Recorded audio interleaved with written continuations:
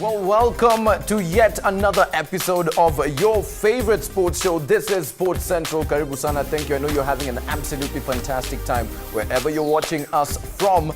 We're your hosts, Mike Mondo. And I'm Wanjira Longa. We're very excited for yet another action-packed episode of Sports Central. It seems like every Thursday night is going to be sports night. I'm a VP, Man U fans. How you doing, Mike?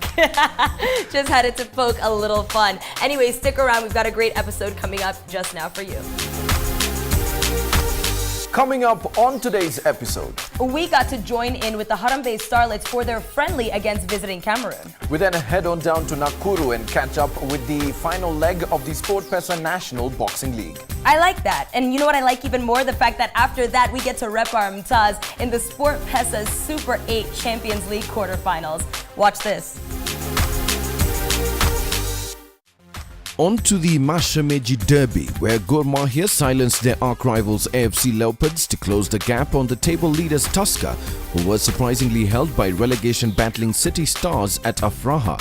Tusker still maintains the top spot with a 4-point cushion over Gor Mahia, while Chemelil Sugar and Western Steamer make up for the rest of the league's top 4 sides. Ushuru and Sofapaka might need to put in some more work to avoid joining City Stars, who look to be locked in for relegation.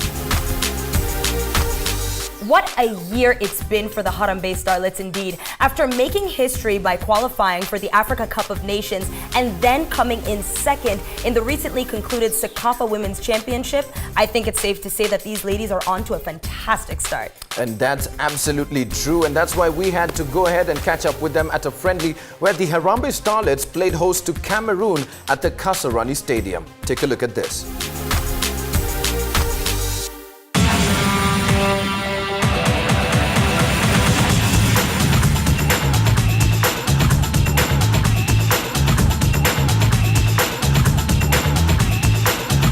The Safaricom Stadium Kasarani played host to the international friendly pitching Kenya women's football team Harambee Starlets against the visiting Indomitable Lionesses from Cameroon. Both teams were using the friendly to prepare for the Africa Women's Cup of Nations to be held later in the year. I think for us we have to minimize the mistakes. I think now we have to ensure that we develop our play in terms of the game as it progresses so that we can continue to get the game momentum. And as expected, they both fielded their best players for the match. Yeah, we expected a lot of physical from them kwa sababu tumekuwa tukiona clips zao venye wanacheza, so we expected that. First of all, I want to thank my players. Of course, we are playing with one of African best teams in terms of the development of the game. Now my possibilities are we start the game properly in the first 12 minutes. Of course, we created 4 chances. I think my players are very nervous in terms of the chances that they got today.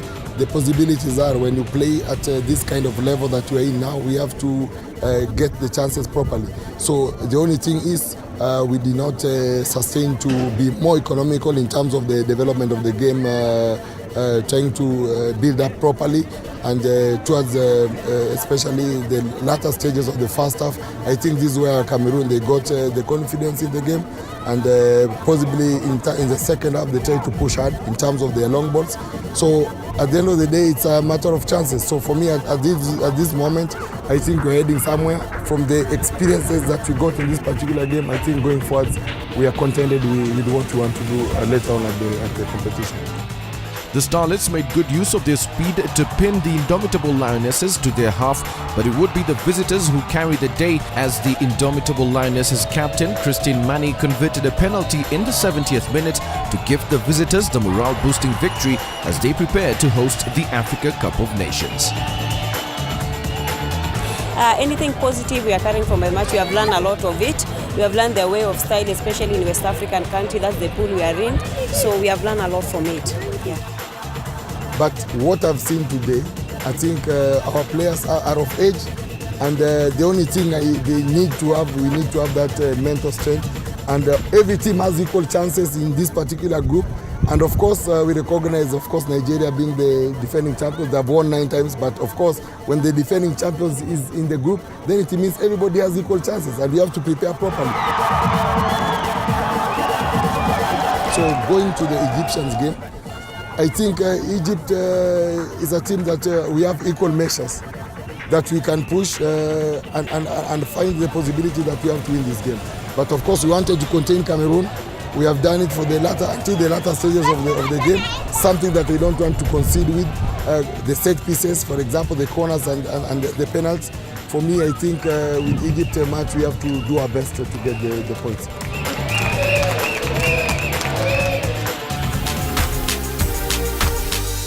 Wanjira, I'm absolutely loving the Starlets. I love the kind of football they play, and I have to say this, man, I'm wishing them all the best in the upcoming Africa Cup of Nations tournament. You know, absolutely, as am I, Mike, and it's all like, go, Starlets, go! I was a cheerleader back in the day, by the way. You're a cheerleader? I was actually in high school. Did you wear those short things like Lakers girls, you know, like? Can you censor yourself? That's a different conversation for a different day. All right, Sports Central does need to take a quick break, but when we get back, we head on over to Nakuru for the final leg of the SportPesa National Boxing League. Get ready for this. Welcome back, and just in case you're joining in, this is Sports Central, that show that guarantees your weekly fix of sports action. And you know we can't talk sports action without talking boxing. Let's look at all that's happening with SportPesa National Boxing League. I mean, what enthralling boxing that we've seen, especially from KDF and Kenya Police, who are serving up some serious fixtures. Absolutely, and Jueyo story, we just had to go to Nakuru and catch up with the final leg of the league. Take a look at this.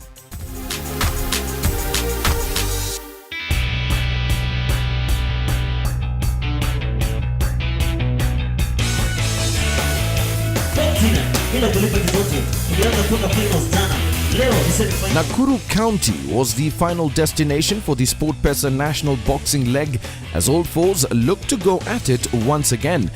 This is where it all started.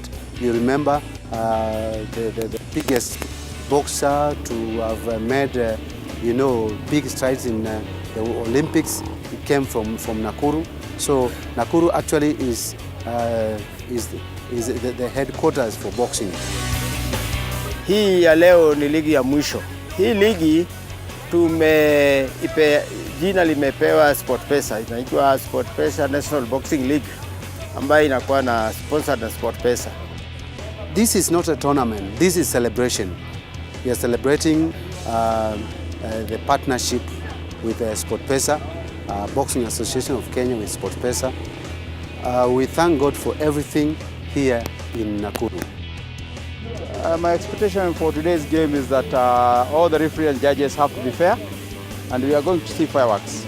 We are also expecting improvement of boxing since when SportPesa started sponsoring this boxing. We have seen a lot of improvement.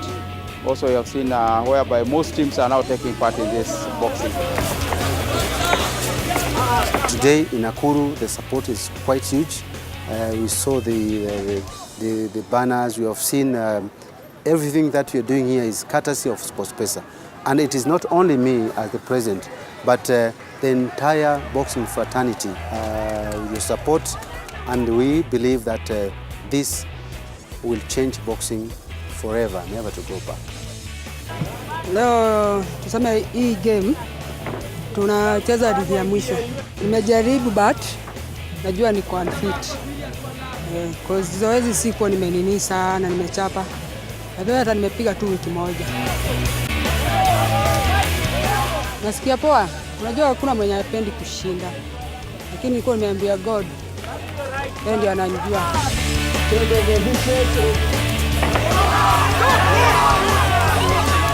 We are very proud, but remember that fits in exactly with what we are doing for sport. And we are seeing boxing also accelerating to the days we used to have people participating in the Olympics. We used to have boxers getting medals in the Olympics. We're looking forward for the day then we'll get back to when Kenya performs so well internationally.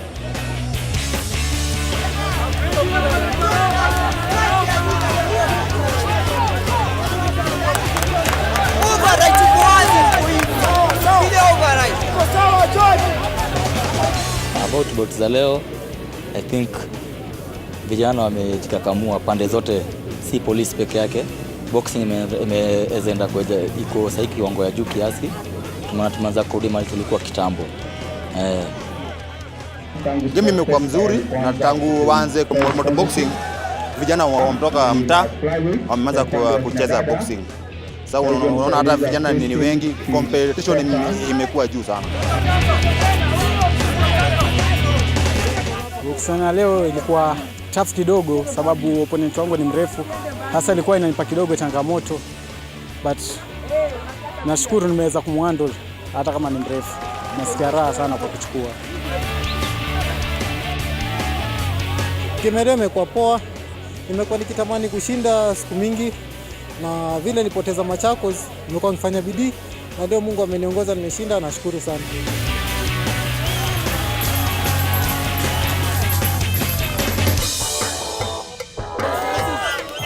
In the final legs final match, setting Kenya Prisons Azil Ali against Kenya Railways Walter Onyango kicked off at high tempo, with Azil sending his opponents to the ground.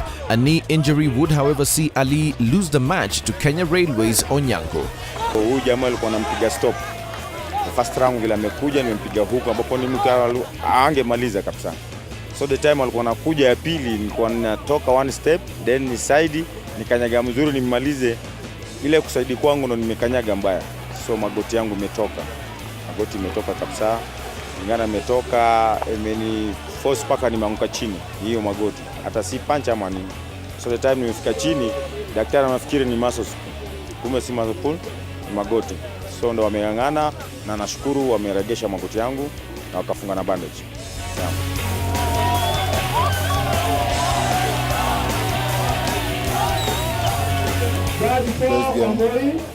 That's how it is. Once I get inside the ring, I was confident because I trained enough for it. There's such a huge impact, and in fact I think coming here today made me realize how big the impact is. I've interacted with I don't know whether to call them the technical bench, but the judges and the president, and they're saying there's such a big change. They've not seen this all the years that they've been in boxing.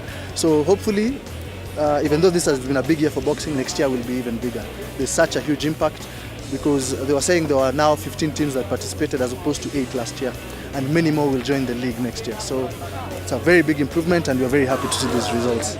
The Kenya Police were crowned the 2016 SportPesa National Boxing League champions to sum up their impressive league that saw them a class above their rivals KDF. Endelea kutazama Sport Central.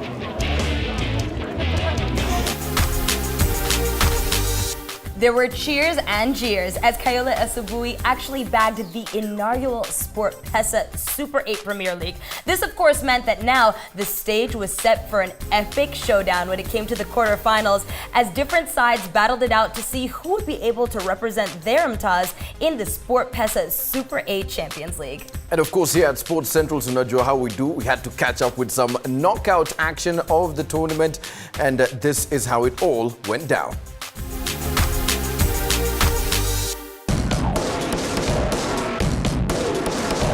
The stage was set for an epic showdown as the different grassroots sides looked to earn semi-final slots for the SportPesa Super 8 champion slot on offer. Ligi imeleta vitu mingi positives, imeprofessionalize vitu hapa chini kwa grassroots. Hizi ni vitu watu wana tu kwa labda Premier League hapa Kenya na overseas. So naweza omba tu sponsors, organizer wa ligi Extreme Sports na mapartners wao, masponsor wa inject more funds, wasaidie hizi vilabu za mtaani, because at the end of the day talent kwa mashinani, talent, big massive talent. The first knockout clash was a West Side affair in which Melta Kabiria registered a convincing 3-1 win over Ajax FC to progress to the next stage. This was then followed by Shauri Moyo Blue Stars edging out Metro Sports in a nerve-wracking penalty shootout that saw them grabbing the first East Side semi-final spot on offer. Technical University completed the semi-finals pairing for the West Side after moving past a resilient Kawangware United to book the semis date with Melta Kabiria. Kwa hii imekuwa poa kwa sababu vijana imeonyeshana talent iko huku chini, so at least kidogo vijana wameonekana, na hope pia hata Premier League watakuja ku scout, so naomba management iendelee ku keep kuonyeshana inaweza, na pia teams zijitokeze, mashabiki. League ni poa.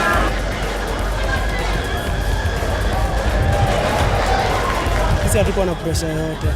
Ndio maana umeona first half hatukuwa tunataka kuattack, tunataka kuabsorb, tuwa contain. Juu tulijua walikuwa wamekaa ku revenge. Na tungeattack tungejiexpose. Na tumekuwa game fit sana. All the same tunashukuru pia kwa results. Game imekuwa poa, tulianza game slow but tukakuja tukaingia kwa game.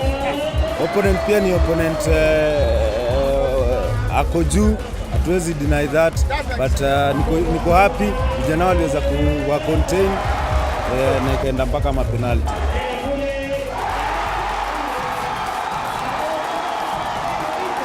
First of all, nashukuru Mungu ametuwezesha kufika siku ya leo na akatupe win.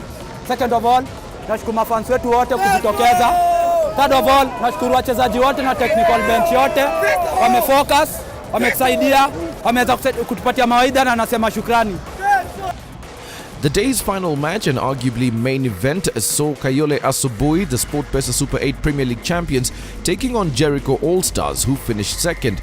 And after a goalless score at full time, it was once again penalties to decide the winner, and this time it was Jericho All-Stars celebrating after a 5-4 victory. Mimi nimetoka Salem, nimefurahia kukam game by the way. Leo nimekuwa excited sana, game ya last walituchapa lakini leo tumewashow sisi ndio masters. Mapena tulikuwa tunawaamini mbaya sana. Tulikuwa tunajua tuna imani nao. Nimefurahi tushashinda Jericho Stars. If only big up inaenda kwa goalkeeper wetu Eric Degea. Bila yeye anaingia hapa. Nimefurahi. As the curtains close for the losing sides, no time to rest for the winners as all efforts turn to the semi-finals of the Champions League. As for now, siwezi ongelea next season. Tunataka kuteka break. Imekuwa mwaka refu up and down. Hata watu pia wamechoka. Weekend in, weekend out magame tu. Nadhani God alikuwa na plan zake. Wacha turudi kwa drawing board. Next year tuta come back stronger. So we just take positives from this match. Tuangalie next season. Vijana to break up waende off season. Alafu pre-season tutapangia hiyo season ahead. But all in all, I'm satisfied with the output for the boys today. Na naweza tu wa congratulate, wamework hard for the league. It's been a hectic 9 months, and for this one game, siwezi wakashifu. Spirit ni ile. Focus, eyes on the prize. Tunaenda dakika ya 90. Nashukuru Mwenyezi Mungu atupatie moral, tuendelee energy hadi dakika ya 90. Well, that is all the show that we have for you today. But of course, we can't go anywhere without showing love to our tweebs. And how about this one from Chris Denitez? You're bigging up EFC, of course, for changing the game and not just bringing fun, but also fun with charity. I love fun with charity. I also love Mr. Mwenda, who went ahead and said that he never misses an episode of Sports Central, all because of the love of the game. Thanks, Baba. We appreciate you. But Thursdays are called, Throwback Thursday for a reason. I think it's time to throw it back to this moment in history when our 3,000-meter steeplechase legend Ezekiel Kemboi went ahead and did this after winning gold back in the 2011 IAAF Championship. Watch.